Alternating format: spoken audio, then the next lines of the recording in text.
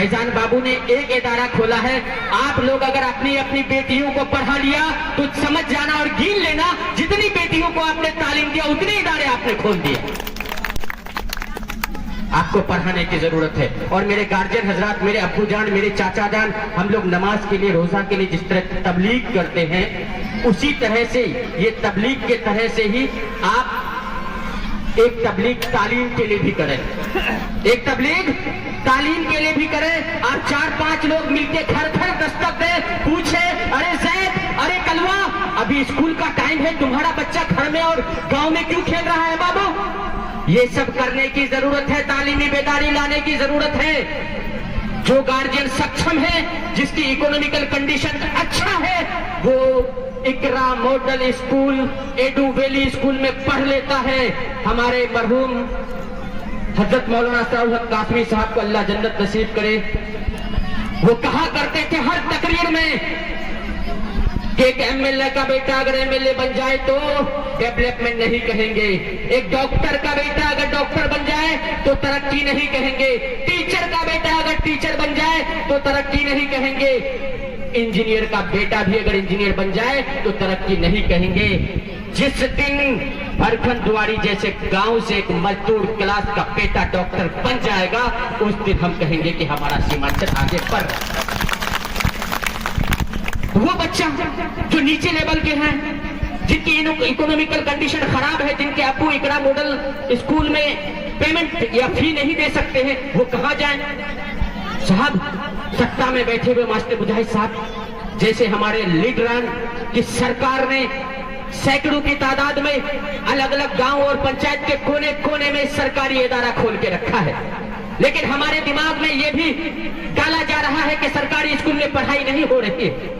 साहब, एक बात याद रखिए, सरकारी स्कूल आपका, हम जैसे टीचर स्कूल ट्रांसफर करके दूसरी जगह जाते रहेंगे, एमएलए बनता जाएगा, एमएलए हारता जाएगा, एमपी बनता जाएगा, एमएलए भी दूसरा पद हारता जाएगा, सरकारें आती रहेंगी, सरकारें जाती रहेंगी, लेकिन वो आपका इदारा, आपका स्कूल, आपका मदरसा उसी जगह पे हमेशा रहने वाला है। तो इसकी निगरानी कौन करेगा?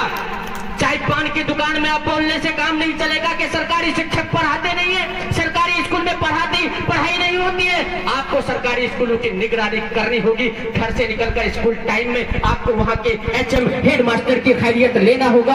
आप उनकी इंसल्ट मत करें, आप सिर्फ ऑफिस में जाया करें, टीचर से मिले, सलाम कलाम आदाब प्रणाम किया करें। जिस दिन ये आप रेगुलर करना शुरू कर देंगे तो उस स्कूल के मैनेजमेंट और हेड मास्टर और टीचर समझ लेगा कि भरथनद्वारी जैसा गांव अब जागरूक हो चुका है, अब हमें यहाँ पढ़ाना होगा, अब हमें कंजूसी करने से और 2 बजे भाग जाने से नहीं चलेगा, नहीं तो यहाँ के गार्जियन हम लोगों को घेर के और तालाबंदी करके रखना शुरू कर देंगे। जागरूक आपको होना पड़ेगा साहब, समाज आपका है, स्कूल आपका है, इदारा आपका है, आपको आगे आना पड़ेगा। और एक गार्जियन हजरात, आपको मैं बताता चलूं, हर प्रोग्राम में बोलता हूं, हमारे गार्जियन हजरात बोलते पढ़ने से क्या होगा, नौकरियां नहीं है, सरकारें नौकरियां नहीं दे रही है, वैकेंसीज नहीं है, नौकरियां तो सेटिंग से मिलती है। मैं आप सबको बता दूं कि नौकरियां अगर सेटिंग से मिलना होता तो शमाइल नबी आज सरकारी टीचर नहीं होता। नौकरियां अगर सेटिंग से मिलना होता तो आपके सुरजापुरी बिरादरी का कामरान नाम का लड़का सिविल कोर्ट का जज नहीं बनता। नौकरियां अगर सेटिंग से मिलना होता तो आपके ही बगल का एक बच्चा जो गांव देहात से बिलोंग करता है, अनिल कुमार पोशाक, वो आईएएस बनकर किसी जिला का डीएम नहीं होता। अगर नौकरियां सेटिंग से मिलती तो आपके सुरजापुरी का गोद से निकला हुआ एक बच्चा आसिफ आज कहीं पे डीएसपी के पोस्ट पे बहाल नहीं होता। साहब, एक बात दिमाग में गांठ बांध लीजिए कि नौकरियां मिलती है तो सिर्फ और सिर्फ मेहनत से मिलती है, मेहनत से मिलती है। आपको बच्चों के पीछे मेहनत करना होगा। शादियों में हम लोग 5 लाख, 6 लाख, 8 लाख खर्च कर देते हैं, एलआईसी पॉलिसी में हम लोग लाखों रुपए जमा कर देते हैं। साहब, ऐसे छोटे छोटे बच्चे आपके लिए एलआईसी है, ऐसे ऐसे छोटे छोटे बच्चे ही आपका भविष्य। इन बच्चों को पॉलिश करने की जरूरत है, इन बच्चों को सींचने की जरूरत है, इन बच्चों को आगे बढ़ाने की जरूरत है। आप मेहनत कीजिए और बच्चों को थोड़ा सा आजादी दीजिए। जो बच्चा जिस क्षेत्र में जाना चाहता है, आप उन बच्चों को उसी क्षेत्र में भेजिए। आपका बच्चा, अगर आप देख रहे हैं कि इसमें लीडरशिप क्वालिटी है, तो आप अपने बच्चों को फैजान जैसा जिला पार्षद बनाने के लिए उसका हौसला अफजाई करके उनको आगे बढ़ा दीजिए। किसी में और हमारे समाज में जो शोषण हो रहा है, हम कहते हैं कि हमारा बीडीओ नहीं सुनता, हमारा सीईओ नहीं सुनता, हमारा और दिगर ऑफिसरान नहीं सुनता। साहब क्यों नहीं सुनता? इसलिए कि हम लोग तालीमी मामले में थोड़ा सा पीछे हैं, लेकिन हम लोग खुशनसीब इसलिए भी हैं कि अब हमारा इलाका बहुत आगे जा रहा है। सिर्फ डॉक्टर इंजीनियर बनाने से काम नहीं चलेगा, हमारा शोषण नहीं रुकेगा। तबरेज हाशमी साहब, हमारा शोषण तब रुकेगा, हमें अपने बच्चों को वकालत में भेजना होगा, हमें अपने बच्चों को सहाफत में भेजना होगा, हमें अपने बच्चों को सियासत में भेजना होगा। तब हमारा इलाका, हमारा समाज तरक्की करेगा और हम लोग आगे बढ़ेंगे। साहब, हम लोग दूर दराज के शायरों को सुनते थे, उनके साथ सेल्फी लेते थे। आज हमारे इलाके का बेहतरीन आवाज, जिसको हम लोग तबरेज हाशमी के नाम से जानते हैं, जो जी न्यूज में भी अपना सीना तान के इलाके की नुमाइंदगी करता है, इनके लिए जोरदार ताली बजाइए। हम लोग ऐसे ऐसे सपूत को पैदा किया है, ऐसे ऐसे हीरो। मैं बच्चों का प्रोग्राम देख रहा था, लेकिन बच्चों का जो एक्टिंग करने का जो अंदाज था, साहब इनको पहचानिए। जितने भी टीचर हजरात हैं, बच्चों को पहचानिए और बच्चों को थोड़ा सा दिशा दीजिए। 2-3 साल में हमारा सीमांचल, हमारा किशनगंज, जैसे हजरत मौलाना असरारुल हक कासमी साहब कहते थे, जैसे केरला जैसे किशनगंज, तो किशनगंज भी एक दिन केरला जरूर बनेगा। और मैं आखिर में एक बात कहूंगा साहब, ये शमाइल नबी एक मकतब से निकला हुआ बच्चा है। मैं सरकारी स्कूल का टीचर हूँ, मैं कहाँ पिछड़ जाता हूँ मैं आपको बता दूं अपना।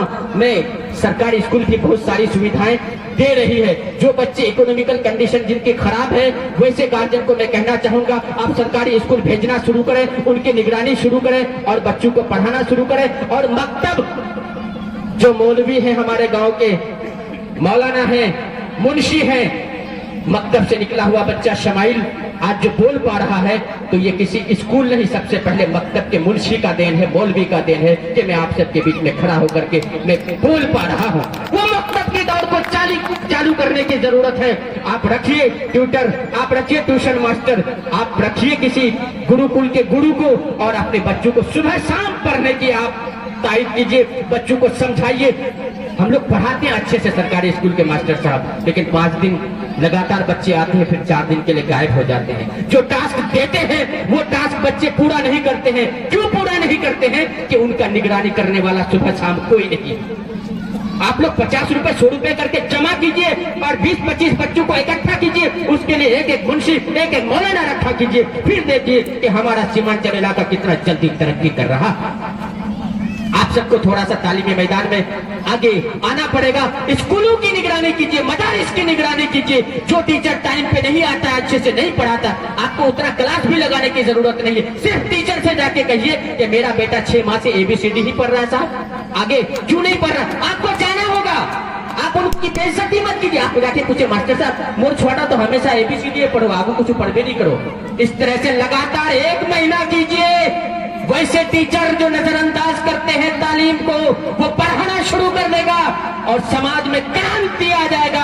आपका बच्चा बहुत आगे जाएगा। और मैं आपको बता दूं, पता है इस बार भी जो मैट्रिकुलेशन का रिजल्ट होने जा रहा है, आपका किशनगंज जिला का बच्चा बिहार टॉप 10 पे फिर आ रहा है। सूत्र की जानकारी जो है ये बता रहा है, अब तक 20 बच्चों को नोटिस कर दिया गया है कि उनको पटना जाना होगा। भाई पटना क्यों जाना होगा? इसलिए कि वो टॉपर होने वाला है। उनका इंटरव्यू लेगा कि सही बच्चे टॉपर बन रहे हैं कि नहीं बन रहे हैं। हमारा तालीमी मैदान में हमारा सीमांचल बहुत आगे बढ़ रहा है। इंशाअल्लाह हम लोग और आगे जाएंगे। IAS IPS बनता जा रहा है।